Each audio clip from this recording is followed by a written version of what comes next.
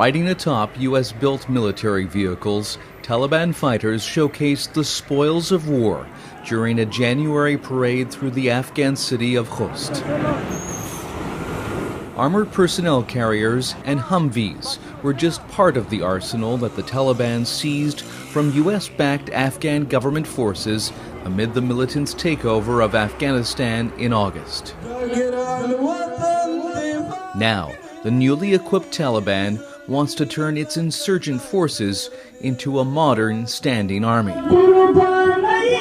Wearing elite combat gear, 150 Taliban commandos took part in a graduation ceremony on January 12th after finishing a 3-month training program. چې اوس د هر راز پیچلو جګړهیزو عملیاتو د اجرا او د هر تهدید په محارولو کې پوره مهارت او وړتیا لرو. موږ د خپل دین وطن او مسلمان ولس قسم خوړلي دښمنان هغه که په هر نامه او په هر جامه کې وي د ختمولو لپاره یې په ډیر جرأت او میړانه اقدام کوو. But is the Taliban capable of operating and maintaining modern military equipment? We trained a lot of mechanics for those vehicles. That army could actually fight as a conventional style army as opposed to fighting like guerrillas as they have for so long. Sophisticated aircraft that fell into its hands. But Taliban pilots have been able to keep Russian-made Mi-17 helicopters in the air, says Schroden. The U.S. trained quite a few mechanics for those as well, so they probably have either cajoled or coerced some of. Forming a conventional military is also part of the Taliban's effort to gain international influence and, according to its leaders, foster domestic unity.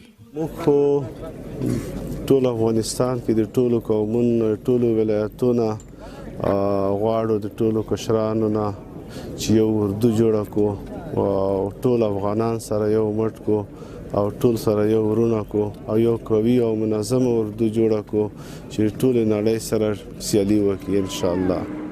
If the Taliban can maintain a conventional army, it could provide some security to the region, at least in the short term. If they can establish a viable security, the longer-term implications, though, they could potentially become threatening to some of their neighbors. And the most obvious candidates would be Iran or even Pakistan, with whom the Taliban have had contentious relationships in the past. And they're back at the Taliban commando graduation ceremony, some soldiers said Afghanistan's neighbors shouldn't be overly concerned. د متقابل احترام پر بنسټ اړیکې غواړو او له دوی مو هم دا تمه ده چې زموږ په داخلي چارو کې لاسوهنه ونه کړي که نه هر عمل عکس العمل لري. موږ نړیوالو ته اطمینان ورکوو چې هیڅوک به زموږ خاوره ستاسو پر ضد ونه کاروي. نړیوال دې بې ځایه تبلیغات او تشویشونه نه کوي.